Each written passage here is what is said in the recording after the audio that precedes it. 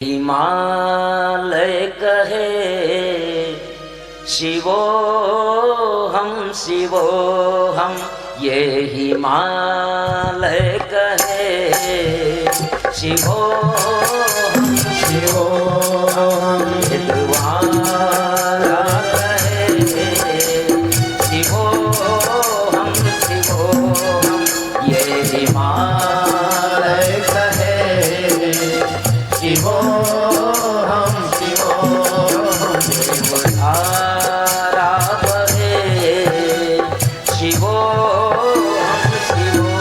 हम ये हिमालय कहे शिवो हम हिमालय कहे शिवो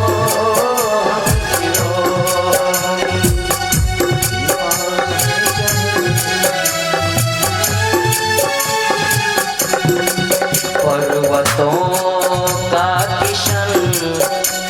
गीता में भगवान कृष्ण ने कहा है कि पर्वतों में मैं हिमालय हूँ। भगवान कृष्ण ने कहा है, इसीलिए कहा पर्वतों का किशन देव रूपी हिमालय। पर्वतों का किशन देव रूपी हिमालय। हर शिखर ये कहे हर शिखर यूं खड़ा हो शिवाला। हर शिखर यूं लगे यूं खड़ा हो शिवाला। हर शिखर यूं लगे यूं खड़ा हो शिवाला। देव तारो कहे शिवो हम देवतारु कहे शिवो हम ये हिमालय कहे शिवो हम अब वो कवि हैं, बहुत अच्छे कवि हैं, बहुत अच्छा लिखते हैं, लेकिन अब उनके नहीं हिमालय तो शिवो हम कह ही नहीं सकता। भाई क्यों नहीं कर सकता कि हिमालय तो भगवान का ससुर है। ससुर है तो कैसे शिव हम कह सकता है। अरे मैंने कहा आप शिव तत्व को नहीं जानते। शिव तो चीज ही अलग है, वो किसी सीमा में बंधती नहीं है। शंकर अलग है और शिव अलग है। शंकर साकार रूप है, लेकिन शिव जो है ना, शिव से बाहर तो कोई है ही नहीं। तो यहां दक्ष से भी वही गलती हुई जो हमारे उस कवि मित्र से हुई। हिमालय तो शिवो हम कह ही नहीं सकता। अड़ गए, बुरी तरह अड़ गए। बड़ा मुश्किल से समझाना पड़ा उनको, बड़ी मुश्किल से समझ में आया। वो यही कहते रहे वो तो जवाई है। आखिर ससुर अपने आप को जवाई कैसे कह सकता है। यही गलती दक्ष से हो गई यहाँ, और उसने शिव को शंकर समझ लिया मात्र। और वो वहां अनर्गल रूप से चाहे जो ही कहने लगा ये मसाणी है, ये प्रेत भूत प्रेतों में रहता है। अरे मैं तो इस वामपंथी को कभी मेरी पुत्री देता ही नहीं। ये मेरे पिताजी ने मुझे उलझा दिया, और मेरी फूल सी बच्ची इस वामांगी को, वाम मार्गी को मैं दे करके फंस गया। अच्छा नहीं है। और देखो मैं आया, सब खड़े हुए, ये खड़ा नहीं हुआ, और बड़ा वाद विवाद हो गया। और वो अपशब्दों की सीमा लांघने लगा तो नंदीश्वर को भी क्रोध आ गया। नहीं नहीं, ये नहीं हो सकता। तुम जो शिव भक्तों को जो शाप दे रहे हो, मैं तुम्हें शाप देता हूं कि तुम ज्ञान में घमंडी हो जाओगे, कभी मोक्ष नहीं पा पाओगे। इस तरह से शिव और वैष्णवों में बड़ा तलवारें खिंच गई। भगवान भोलेनाथ ने नंदीश्वर को कहा कि तू क्यों गुस्सा कर रहा है भैया, मुझे कोई गुस्सा नहीं है। दक्ष ने मुझसे कहा ना मुझे कोई चिंता नहीं है, तो तुझे क्यों चिंता होनी चाहिए। मस्त्र कोई बात नहीं, उसकी जो बुद्धि थी वो उसने बता दिया, और वहां से चल दिए भोलेनाथ नंदीश्वर को लेकर के। और लेकिन दक्ष ने तो ये गांठ बांध ली, मेरा जामाता होकर के मेरा अपमान कर रहा है। गांठ बांध ली, और ये गांठ इतनी कड़ी बंध गई कि बस पूछो ही मत।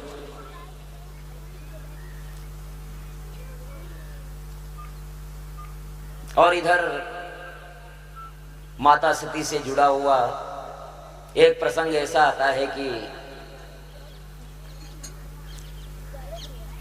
एक बार कुंभज ऋषि के पास में गए थे भगवान शिव सती को लेकर के।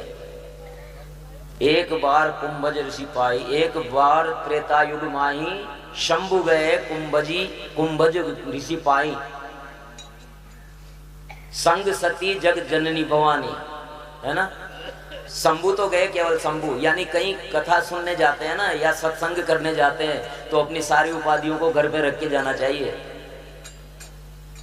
शंभु के लिए तुलसीदास जी ने विश्वनाथ, जगदीश्वर, विश्वंभर ये उपाधियां नहीं लगाई। शंभु गए कुंभज ऋषि पाई, है ना, लेकिन जगत जननी सारी उपाधियां उनके साथ थी। अब जो उपाधियां लेकर के नहीं गए वो तो रामायण पे वहाँ चर्चा हुई, राम तत्व पर चर्चा हुई, बहुत अच्छा सत्संग हुआ। सत्संग से लौट रहे थे, इतने में त्रेतायुग आ गया। त्रेतायुग में रावण ने सीता का हरण कर लिया था। राम और लक्ष्मण सीता की खोज में रोते कलपते जा रहे थे। भगवान ने कहा कि मेरे इष्ट आज अवतार लेकर के देखो कैसी नरलीला कर रहे हैं। जय हो सच्चिदानंद, जय हो भगवान, बोलिए राघवेंद्र सरकार की। जब सच्चिदानंद भगवान कहते हुए सती ने सुना तो उसने कहा कि प्रभु ये राजा के बेटे और रो रहे हैं, रोते हुए भगवान को सच्चिदानंद कह रहे हो। सच्चिदानंद है तो रो क्यों रहे हैं? और ये रोते हुए कोई भगवान भी रोता है क्या? हंसते हुए भगवान के दर्शन किए जाते हैं, आप रोते हुए भगवान के दर्शन करके मस्त हो रहे हैं। शंकर भगवान ने कहा कि देख सती, समझती हो तो समझ जा, ये वही राम जी हैं जिनकी चर्चा कुंभज ऋषि कर रहे थे। ऐसा कैसे हो सकता है? भगवान और इस तरह से मनुष्यों की तरह रोते जा रहे हैं, हा सीते, हा सीते। हे खग मृग मधुकर श्रेणी, हे खग मृग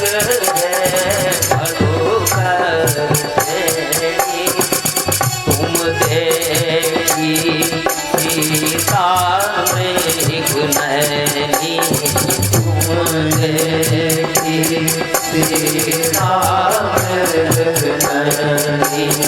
हासी थे, हासी थे,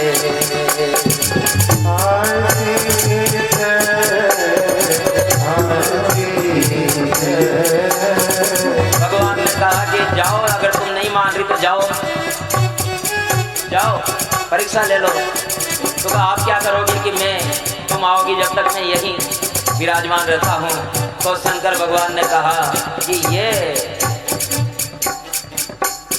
होई है सोई जो राम रचिरा था,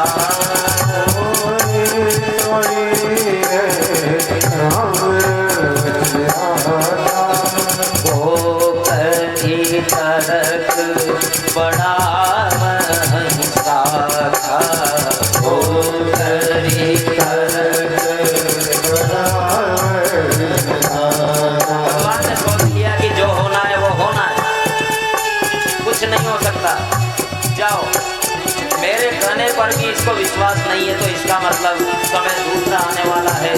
माता सती वहां गई, वहां जाकर के उसने कहा किस प्रकार से परीक्षा ले आऊं, किस प्रकार से परीक्षा ले आऊं। उसने सोचा कि ये सीता के लिए रो रहे हैं, सीता के लिए रो रहे हैं, क्यों नहीं मैं सीता ही बन के जाऊं। और सीता बन करके वो चल गई और वो बड़े विकल होकर के, व्याकुल होकर के कह रहे हैं, हे खग मृग मधुकर श्रेणी, खग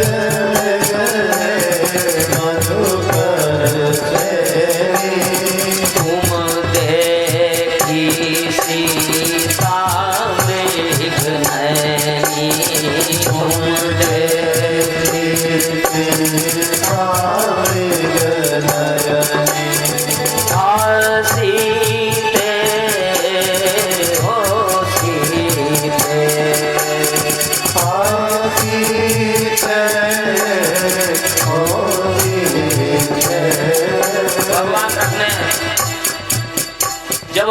देखा उमा कृत भेषा, उमा ने जो वेश किया वो देखा तो राम को बड़ा आश्चर्य हो गया, सारा कष्ट भूल गए और उन्होंने कहा माता जी प्रणाम, माता जी प्रणाम। अरे आप अकेली कैसे घूम रही हैं, हमारे भोलेनाथ कहाँ है।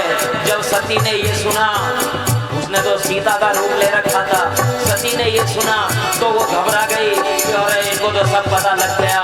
और तब उन्होंने प्रणाम किया। शिव पुराण में इसी घटना का बड़ा रोचक विवरण मिलता है। बहुत लंबा चौड़ा संवाद होता है सती और राम के बीच में, वो कभी शिव पुराण की कथा होगी तो उसमें सुनाया जाएगा। लेकिन अंत तो गत्वा ये होता है कि माता सती को ये पता लग जाता है कि भगवान राम परम ब्रह्म है, और वो वापस जाकर के भगवान भोलेनाथ के यहाँ जाकर के और खड़ी हो जाती है। और तब भोलेनाथ पूछते हैं क्यों सती ले ली परीक्षा। जब भोलेनाथ पूछते हैं कि परीक्षा ले ली क्या, तो माता कहती है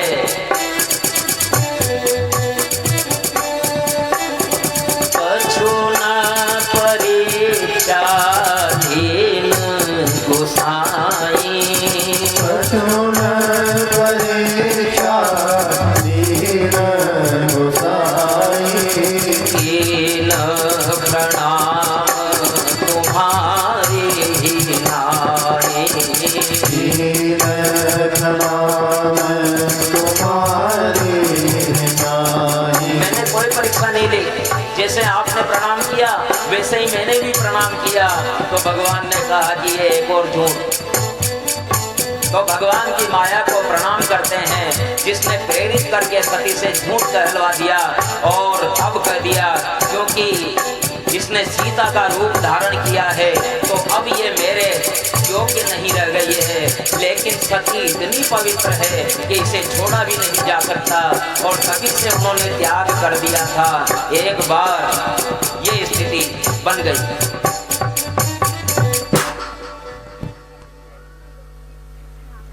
सती को पता लग गया था कि भोलेनाथ ने मेरा त्याग किया है, बड़ी कष्ट में थी। ऐसे में बृहस्पति आसव नामक एक यज्ञ किया है कनखल में। हरिद्वार में ही एक कनखल स्थान है जहाँ गंगा जी बहती है, वहीं दक्ष का यज्ञ स्थल है। वहां उसने बहुत बड़ा यज्ञ किया, सारे ऋषि महात्माओं देवताओं को सबको बुलाया और सबसे ये कहा कि कोई सिंगल द्वीप से भी आ रहा है ना, यानी दक्षिण से, तो भी आपको पहले चीन में होकर के और कैलाश पर्वत पे होकर के फिर कनखल में आना है, ताकि उसको पता लग जाए कि मैं यज्ञ कर रहा हूं लेकिन शिव को नहीं बुला रहा।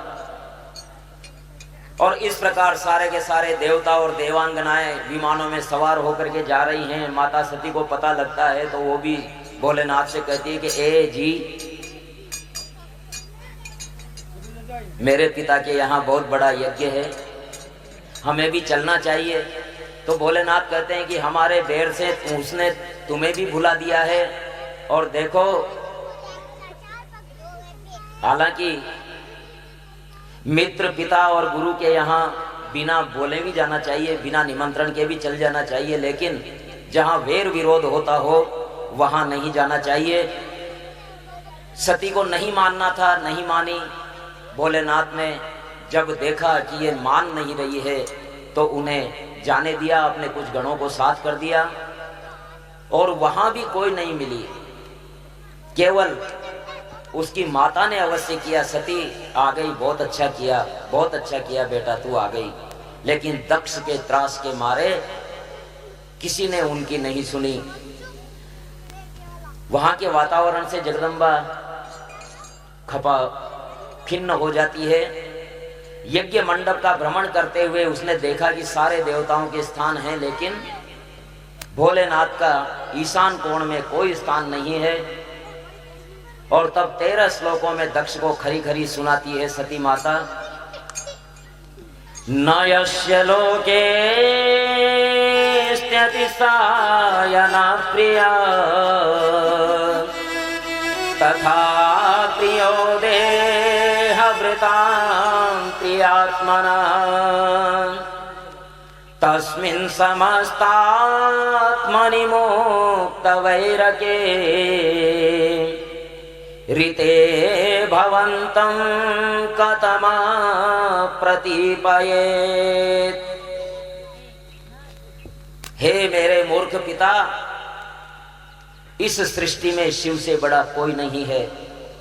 समस्त जगती के प्रिय हैं जो, इनके न तो कोई प्रिय है न अप्रिय है, सबसे निर्वैर है, तब तुम इनका द्रोह करते हो।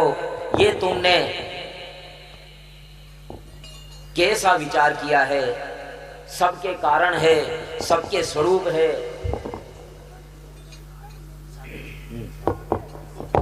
शमशानवाणी तुम, आप उससे वेर करते हैं। इस प्रकार 10 श्लोकों में बड़ी खरी खरी सुनाती है और अंत में वो कहती है कि इसी दक्ष के अंश से मेरे इस शरीर का निर्माण हुआ है, इसलिए मैं इस शरीर को अब छोड़ रही हूं। और योग अग्नि के द्वारा सती ने अपने शरीर को जला दिया। शिव यज्ञ जो शिवगण थे वहां जब देखा कि सती का दाह हो गया है, तो फिर वो यज्ञ को ध्वंस करने लगे। प्रभु ने भृगु नामक देवों को प्रकट किया और जिन्होंने शिवगणों को भगा दिया। तीनों लोकों में दक्ष की थू थू होने लगी। दक्ष प्रजापति समस्त चराचर का पिता होने पर भी अपनी ही पुत्री का तिरस्कार करता है। ये बहुत बड़ी दुष्टता की है। और इस प्रकार शिवगण कुछ तो मारे गए और कुछ कैलाश में जाकर के कहते हैं भगवान भोलेनाथ हम सती की रक्षा नहीं कर पाए। लेकिन भोलेनाथ ने नहीं माना, नारद जी को बुलाया। नारद जी ने जब कहा कि सती अब नहीं है, तो उनको क्रोध हुआ, विकराल हो गया, जटाएं फैल गई और खड़े होकर के उन्होंने जटाओं को एक चट्टान पर पटका। जैसे ही चट्टान पे पटका, वहां से वीरभद्र पैदा होते हैं। बोलिए वीरभद्र भगवान की। भगवान शिव का ही दूसरा रूप, उतना ही विकराल, क्रोध में लाल आंखें, कराल डाढ़ें, और वो कहते हैं प्रभु बताइए मेरे लिए क्या आदेश है। शिव कहते हैं कि तुम मेरे ही स्वरूप हो, मेरे ही समान पराक्रमी हो। गणों को ले जाओ और जाकर के और यज्ञ को ध्वंस कर दो, दक्ष को दंड दे करके आओ। और साथ में भद्रकाली भी पैदा हुई। वीरभद्र और भद्रकाली और दोनों की सेनाएं चली है दक्ष के यज्ञ स्थल पर, और वहां जाकर के त्राहिमाम त्राहिमाम मचाती है, भयंकर मार काट मचाती है। और आखिरकार सारे यज्ञ को ध्वस्त करके दक्ष का माथा उखाड़ करके यज्ञ कुंड में फेंक दिया जाता है। चारों तरफ जय जयकार हो जाती है।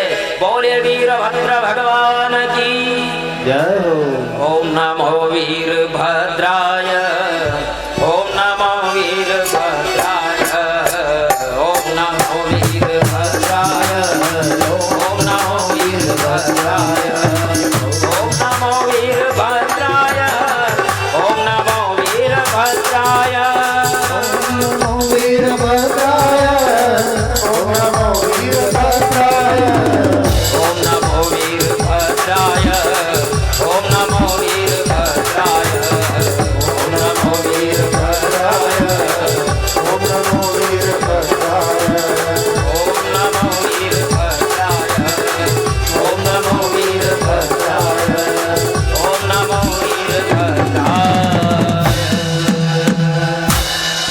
बोले वीरभद्र भगवान की। जय हो। इस तरह सती का दाह हो गया। सती का दाह हुआ,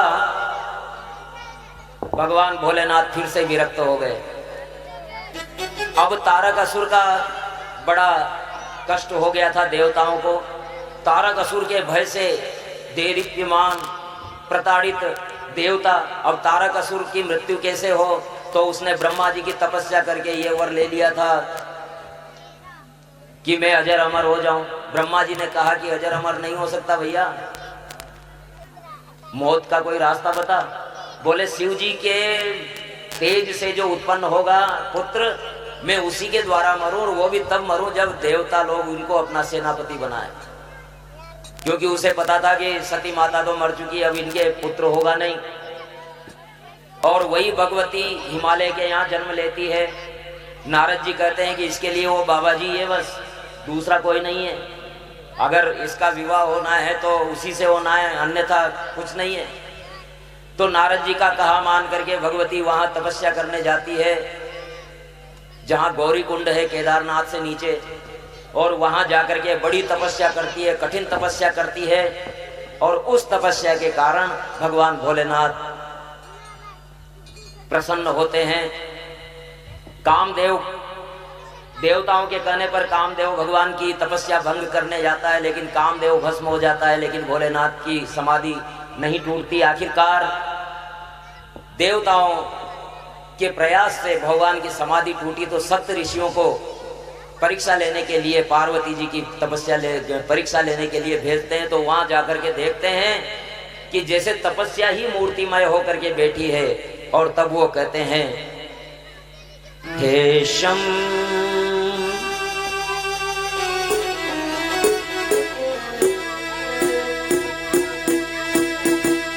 हे शंभु शरण दे दो, चरणों की धूल में।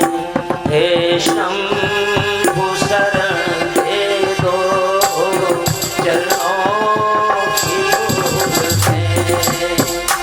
हे शंभु शरण दे दो, चरणों की धूल में। हे शंभु शरण दे दो,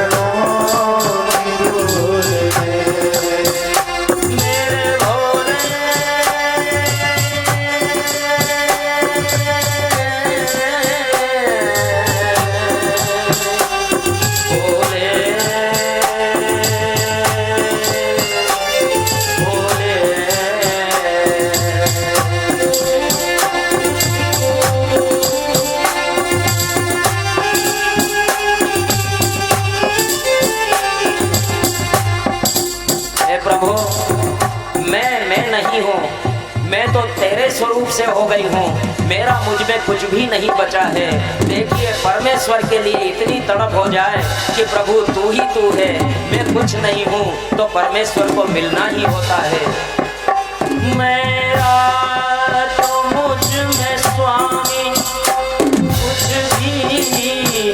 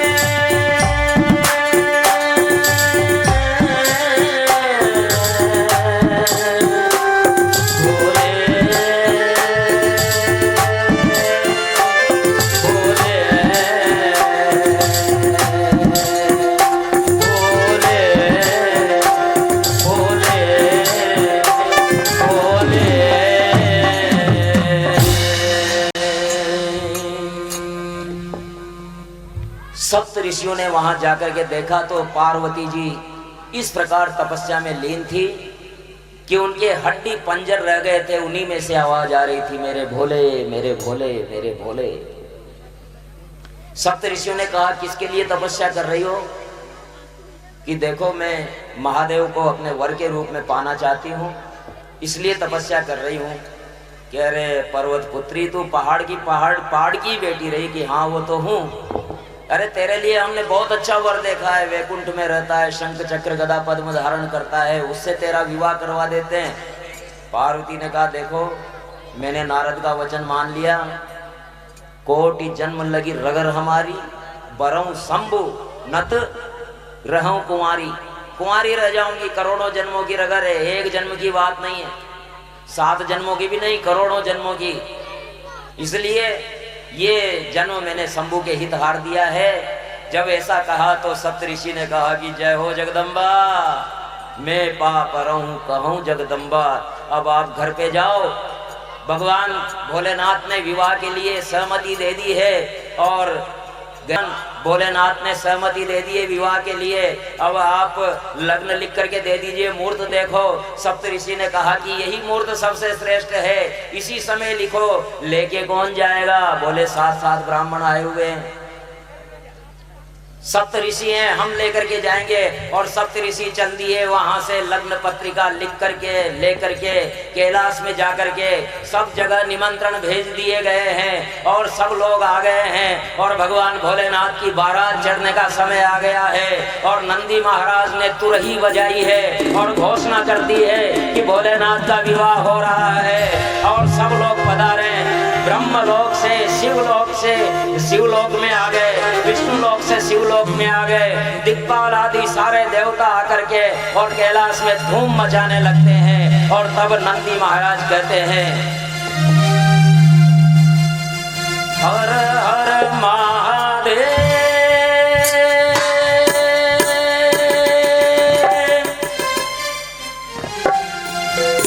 हर हर महादेव,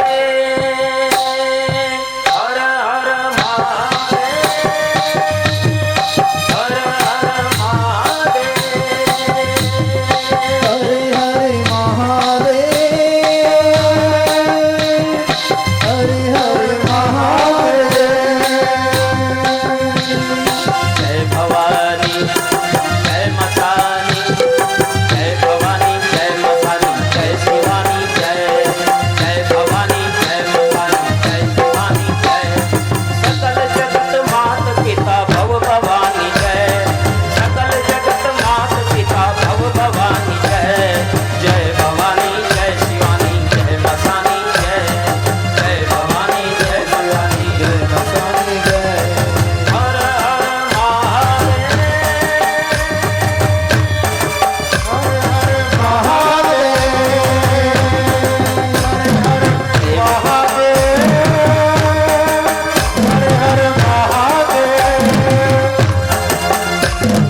देवता प्रसन्न है, देवता प्रसन्न है, तीनों लोग धन्य है। मन कामना भली, मन कामना भली, शिव की बारात चली, ओ शिव की बारात चली, शिव की बारात चली। हर हर महादेव, हरे हरे महादेव, हरे हरे महादेव, हरे हरे महादेव। देखो शिव की बारात जा रही है, देवांगनाएं तो बहुत सारी नाच रही है, लेकिन ये देवता लोग इतने शीतल कैसे बैठे हैं? अरे भोलेनाथ की बारात है, आ जाइए, जल्दी बारात